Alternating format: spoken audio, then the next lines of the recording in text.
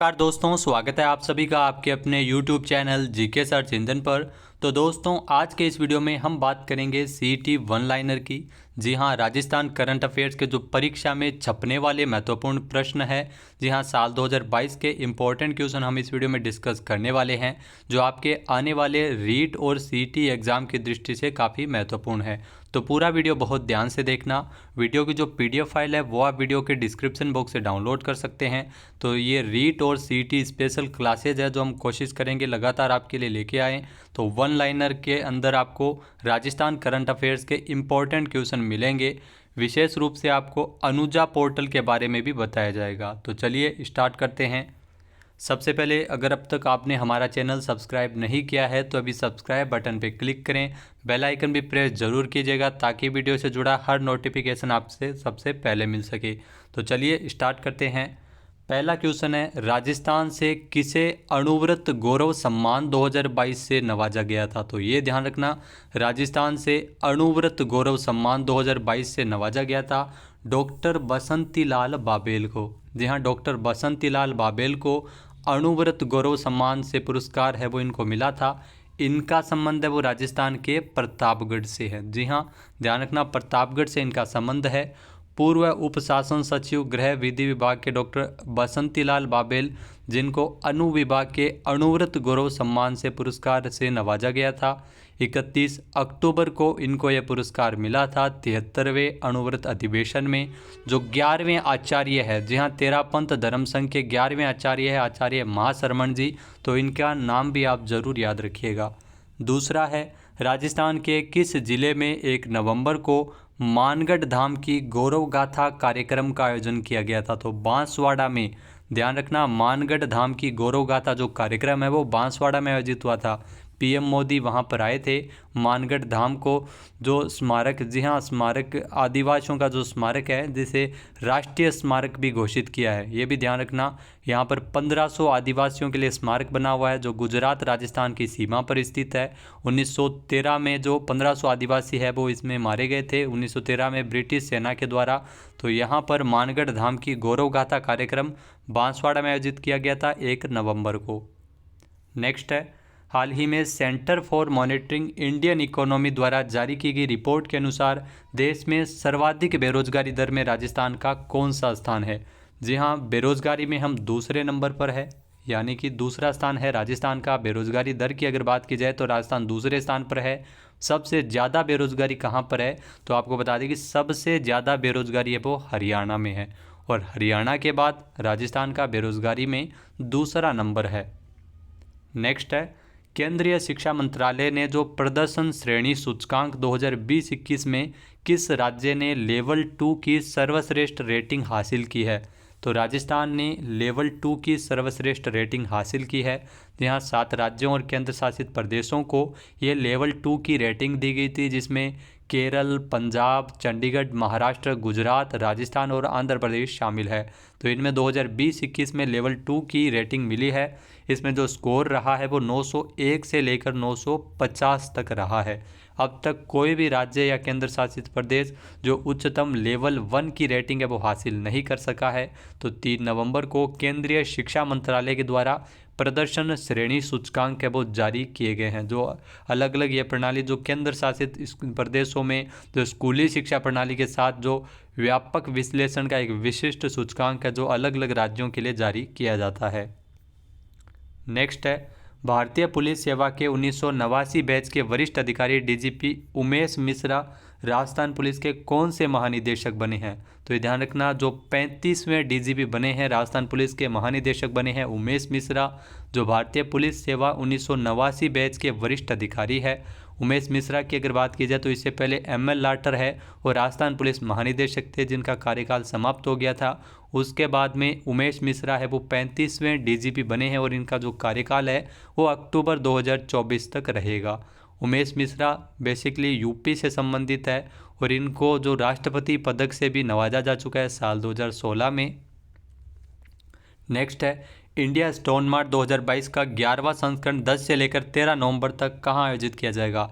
तो आपको बता दें कि ये आयोजित किया गया था जयपुर एग्जीबिशन और कन्वेंशन सेंटर JECC में 10 से लेकर 13 नवंबर 2022 तक इसका आयोजन किया गया था। 11वां संस्करण है, ये भी क्वेश्चन पूछा जा सकता है। इंडिया स्टोन मार्ट जिसका आयोजन है वो जयपुर में किया गया था, जहां पर पत्थरों, सहायक उत्पादों और सेवाओं को व्यापक रूप से इसमें प्रदर्शित किया गया था और भारत और विदेश से 350 से अधिक प्रदर्शक इसमें हिस्सा लिए थे। नेक्स्ट क्वेश्चन है, हाल ही में किस राज्य सरकार ने ट्रांसजेंडर्स के लिए सम्मान योजना लॉन्च की है? तो राजस्थान सरकार द्वारा सम्मान योजना को लॉन्च किया गया है ट्रांसजेंडर्स के लिए। इसमें आपको इतना ध्यान रखना है कि 2.5 लाख रुपए की इसमें सहायता राशि है वो इसमें दी जाती है ट्रांसजेंडर्स को उनकी सर्जरी के लिए। सरकार के द्वारा ट्रांसजेंडर उत्थान कोष का विघटन किया गया है और उसमें 10 करोड़ रुपए का प्रावधान किया गया है।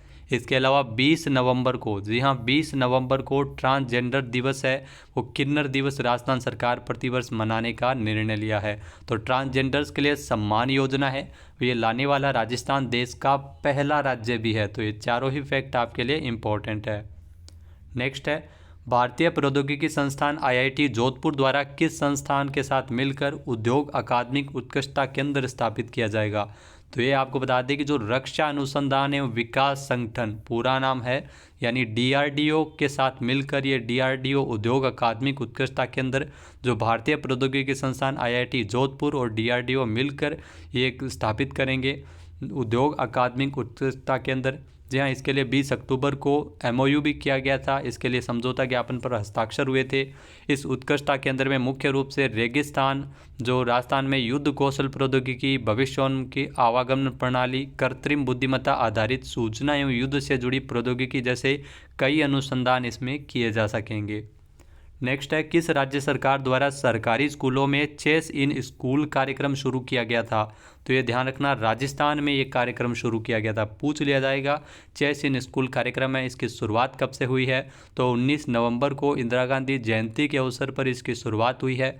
नो बैग डे का आपने ज़रूर नाम सुना होगा। नो बैग डे जो प्रत्येक शनिवार को स्कूलों में मनाया जाता है और उसी दिन ये शतरंज स्कूलों में खिलाया जाएगा चेस इन स्कूल कार्यक्रम के तहत। शिक्षा मंत्री BD कल्ला के द्वारा इसकी शुरुआत है वो की गई थी। 19 नवंबर से इंदिरा गांधी जी की जयंती के अवसर पर यह कार्यक्रम है राजस्थान में शुरू हुआ है। नेक्स्ट क्वेश्चन है, राजस्थान के किस खिलाड़ी ने श्रीनगर में हुई 31वीं नेशनल चैंपियनशिप में वुशु के अंतर्गत स्वर्ण पदक जीता है?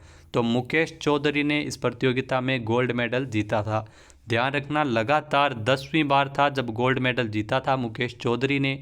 प्रतियोगिता का आयोजन श्रीनगर में किया गया था और मुकेश चौधरी ने जो वुशु में पहली बार साल 2014 में गोल्ड मेडल जीता था और ये राजस्थान पुलिस में सब इंस्पेक्टर भी है। और ये राजस्थान पुलिस में आपको बता दें कि जो वुशु के खिलाड़ी मुकेश चौधरी राजस्थान के पहले और एकमात्र मिक्स्ड मार्शल आर्ट सर्टिफाइड पेशेवर खिलाड़ी भी है। नेक्स्ट है, 42वीं NTPC राष्ट्रीय जूनियर तीरंदाजी प्रतियोगिता में राजस्थान की महिला कंपाउंड टीम ने कौन सा पदक जीता था? तो इसमें आपको बता दें कि स्वर्ण पदक जीता था जो राष्ट्रीय जूनियर तीरंदाजी प्रतियोगिता आयोजित की गई थी, जिसमें ध्यान रखना भारतीय तीरंदाजी संघ के अंतर्गत इस प्रतियोगिता का आयोजन है वो गोवा में किया गया था 4 से लेकर 10 नवंबर तक।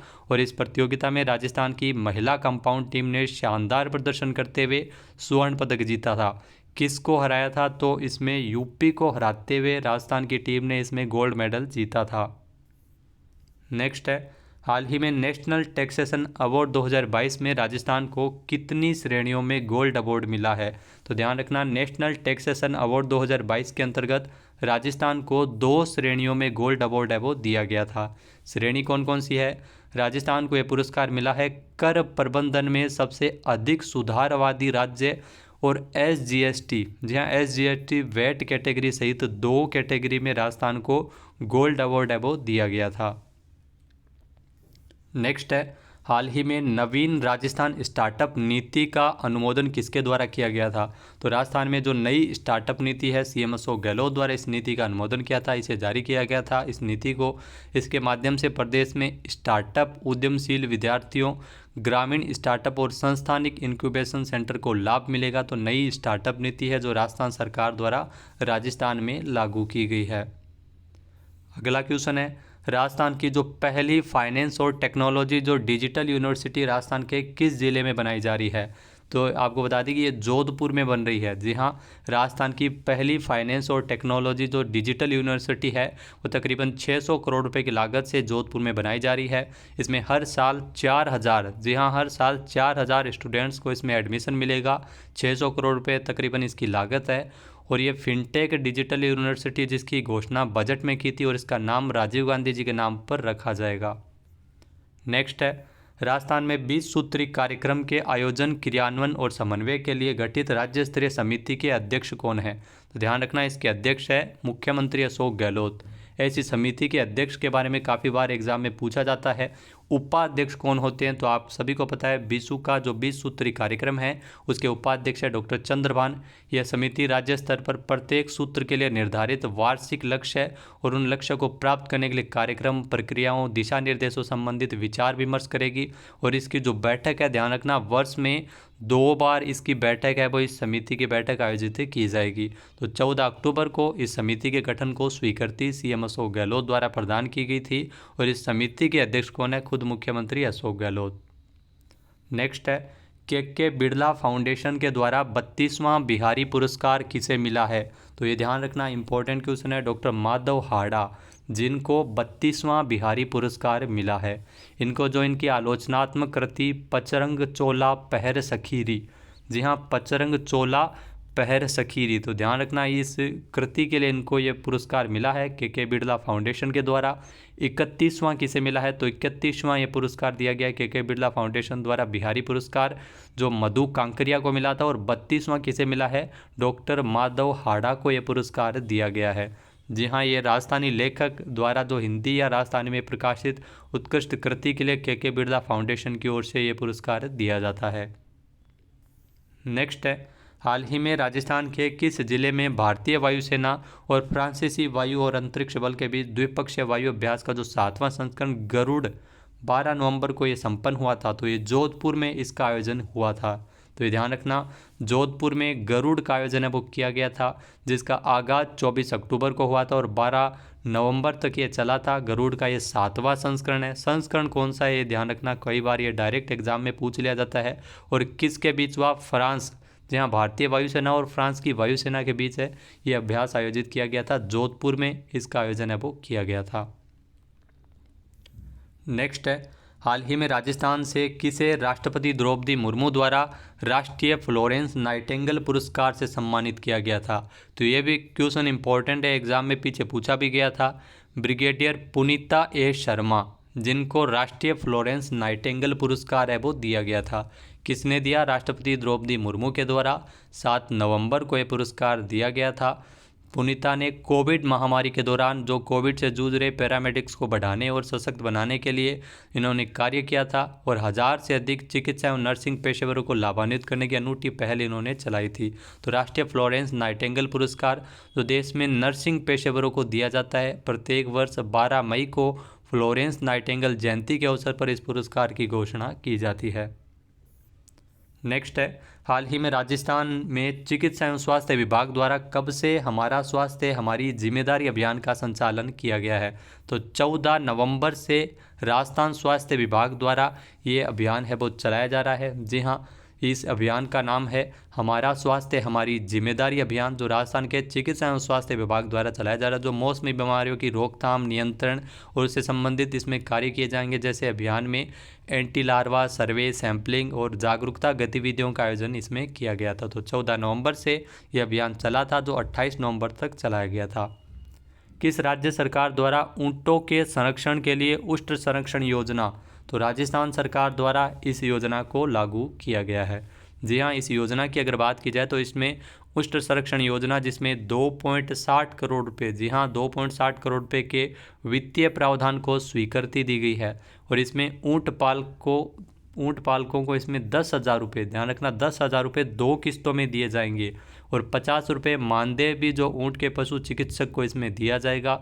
ऊंट संरक्षण विकास नीति लागू करने के लिए सरकार ने 10 करोड़ रुपए का प्रावधान भी रखा था और उसी के अंतर्गत ये उष्ट संरक्षण योजना है जो राजस्थान सरकार द्वारा इसमें लागू की गई है। तो इसमें दोनों किस्तों में ऊंट पालकों को सीधे बैंक खाते में उनकी राशि है वो ट्रांसफ़र की जाएगी। नेक्स्ट क्वेश्चन है, राजस्थान स्टार्टअप नीति 2022 का विमोचन किसके द्वारा किया गया था? तो मुख्यमंत्री अशोक गहलोत ने राजस्थान स्टार्टअप नीति 2022 का विमोचन किया था। ये भी हम डिस्कस कर चुके हैं। उस नीति का विमोचन कब किया ये आप ध्यान रखिएगा।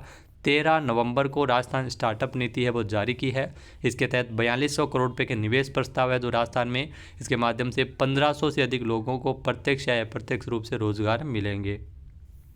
नेक्स्ट है अंतर्राष्ट्रीय विकलांग दिवस के अवसर पर जो दिव्यांगजन सशक्तिकरण के लिए राजस्थान के किस जिले को सर्वश्रेष्ठ जिला पुरस्कार मिला था? तो अलवर को ये पुरस्कार मिला था। जी हाँ, 3 दिसंबर को अंतर्राष्ट्रीय विकलांग दिवस के अवसर पर अलवर के जिला कलेक्टर जितेंद्र कुमार सोनी को पुरस्कृत किया गया था। सामाजिक न्याय एवं अधिकारिता विभाग के जो सहायक निदेशक रविकांत के मुताबिक 2022 में विजेताओं की सूची में अलवर को शामिल किया गया है। अंतर्राष्ट्रीय विकलांग दिवस के अवसर पर सर्वश्रेष्ठ जिले का पुरस्कार दिया गया था अलवर को। दिव्यांगजनों के लिए सक्षम अलवर अभियान है जो यहाँ के जिला कलेक्टर डॉक्टर जितेंद्र कुमार सोनी के द्वारा चलाया गया था। तो इसी से संबंधित अलवर जिले को सर्वश्रेष्ठ जिला पुरस्कार है वो दिव्यांगजन सशक्तिकरण के लिए मिला है। नेक्स्ट क्वेश्चन है राजस्थान में जो शुरू हुई अंबेडकर डीबीटी वाउचर योजना के अंतर्गत कितने महीनों तक शहर में पढ़ने वाले छात्रों को हर महीने 2000 रुपये इसमें दिए जाएंगे? तो इसमें 10 महीने तक ये 2000 रुपये है सरकार के द्वारा इसमें दिए जाएंगे। अंबेडकर डीबीटी वाउचर योजना, इस योजना के तहत जो शहर में जो छात्र पढ़ने जाते हैं इनको हर महीने 2000 रुपये इसमें दिए जाते हैं। तो 10 महीने तक ये पैसे मिलेंगे। योजना के अंतर्गत SC ST OBC EWS और MBC के छात्र इसमें आवेदन कर सकते हैं। 15 नवंबर को इस योजना का शुभारंभ किया गया था। तो आरक्षित वर्ग के कॉलेज में पढ़ने वाले वे छात्र जो अपने घर से दूर शहरी क्षेत्रों में पढ़ रहे हैं उनके लिए आवासीय सुविधा मुहैया करवाने के लिए वाउचर के माध्यम से लाभ इसमें 10 महीने तक दिया जाएगा। 2000 रुपये उनको हर महीने मिलेंगे। नेक्स्ट क्वेश्चन है राजस्थान के किस जिले में मुख्यमंत्री ने राजस्थान क्रीड़ा संस्थान स्पोर्ट्स कॉम्प्लेक्स का शिलान्यास किया था? तो जोधपुर में, ध्यान रखना, इस कॉम्प्लेक्स का शिलान्यास किया गया था। ये क्वेश्चन पीछे एग्जाम में पूछा भी गया था। जोधपुर में राजस्थान क्रीड़ा संस्थान स्पोर्ट्स कॉम्प्लेक्स का शिलान्यास किया गया था। इस संस्थान से आने वाले समय में प्रदेश के खिलाड़ी राष्ट्रीय और अंतर्राष्ट्रीय प्रतिस्पर्धाओं में बेहतरीन प्रदर्शन कर सकेंगे। 56.91 करोड़ रुपये की लागत से ये कॉम्प्लेक्स है वो बनाया गया है। तो CM अशोक गहलोत द्वारा इसका शिलान्यास किया गया था जोधपुर में राजस्थान क्रीड़ा संस्थान स्पोर्ट्स कॉम्प्लेक्स। नेक्स्ट है हाल ही में जयपुर में आयोजित इंडिया स्टोन मार्ट 2022 में सीडोस लाइफ टाइम अचीवमेंट अवार्ड से किसे नवाजा गया था? तो ये पुरस्कार मिला था, ध्यान रखना, अशोक पाटनी को, R वीरमणि को और अरुण कुमार अग्रवाल को। तो इन 3 व्यक्तियों को इंडिया स्टोन मार्ट के अंतर्गत जो सीडोस लाइफ टाइम अचीवमेंट अवार्ड से नवाजा गया था। ये पुरस्कार है वो 10 से लेकर 13 नवंबर तक जयपुर में 11वां जो इंडिया स्टोन मार्ट का आयोजन है वो किया गया था, 11वां संस्करण था और इसी अवसर पर ये पुरस्कार है वो दिए गए थे। तो आपको बता दें कि जो ये पुरस्कार CM अशोक गहलोत ने इनको वितरित किए थे अशोक पाटनी, R वीरमणि और अरुण कुमार अग्रवाल को। अब अगर दोस्तों बात की जाए आज के हमारे इम्पोर्टेंट टॉपिक की, अनुजा पोर्टल की। जी हाँ, अनुजा पोर्टल की अगर बात की जाए तो राजस्थान अनुसूचित जाति जनजाति एवं वित्त विकास सहकारी निगम लिमिटेड जो अनुजा निगम के ऑनलाइन पोर्टल का 22 सितंबर को शुभारंभ किया था। तो ये ध्यान रखना, 22 सितंबर को अनुजा पोर्टल की शुरुआत हुई थी। कई बार डायरेक्ट ऐसा पूछ लिया जाता है कि कब इसकी शुरुआत की गई थी, तो 22 सितंबर को अनुजा निगम की ओर से अनुसूचित जाति जनजाति और पिछड़ा वर्ग के युवाओं और बेरोजगारों को इसमें बिना ब्याज के ऋण मुहैया करवाने के लिए अनुजा पोर्टल की शुरुआत हुई है। 22 सितंबर को राजस्थान के सामाजिक न्याय एवं अधिकारिता मंत्री टीकाराम जूली, जी हाँ टीकाराम जूली है जो राजस्थान के सामाजिक न्याय एवं अधिकारिता मंत्री है, इनके द्वारा नेहरू सहकार भवन में इस अनुजा पोर्टल की शुरुआत वो की गई है। राजस्थान अनुसूचित जाति जनजाति वित्त एवं विकास सहकारी निगम लिमिटेड अनुजा निगम का ये ऑनलाइन पोर्टल है जिसको शुभारंभ किया गया था। अनुजा निगम जो पिछड़ा वर्ग ऋण योजना जिसमें गरीब और कमजोर परिवारों के लिए आर्थिक और विकासात्मक गतिविधियों को प्रोत्साहन देने के लिए अनुजा निगम की ओर से ऋण दिया जाता है। स्वीकृत होते ही ऋण है वो आवेदक के बैंक खाते में डीबीटी के माध्यम से भेजी जाएगी। ये राशि पोर्टल की शुरुआत होने के बाद जो ऋण देने की प्रक्रिया है वो पूरी तरह से पारदर्शी हो जाएगी। कई बार इसमें घोटाले होते हैं, तो इसे बचाने के लिए ये ऑनलाइन पोर्टल है वो लॉन्च किया गया है। पोर्टल की शुरुआत वित्त वर्ष 2022-23 के लिए हुई है। तो दोस्तों ये थे राजस्थान करंट अफेयर्स के जो एग्ज़ाम में छपने वाले वो क्वेश्चन जो सीटी और रीट के एग्ज़ाम में ज़रूर पूछे जा सकते हैं। वीडियो आपको कैसा लगा हमें कमेंट बॉक्स में ज़रूर बताइएगा। चैनल पे नए हैं, सब्सक्राइब नहीं किया है तो अभी सब्सक्राइब बटन पर क्लिक करें। मिलते हैं नेक्स्ट वीडियो में, तब तक के लिए धन्यवाद। जय हिंद, जय भारत, जय राजस्थान।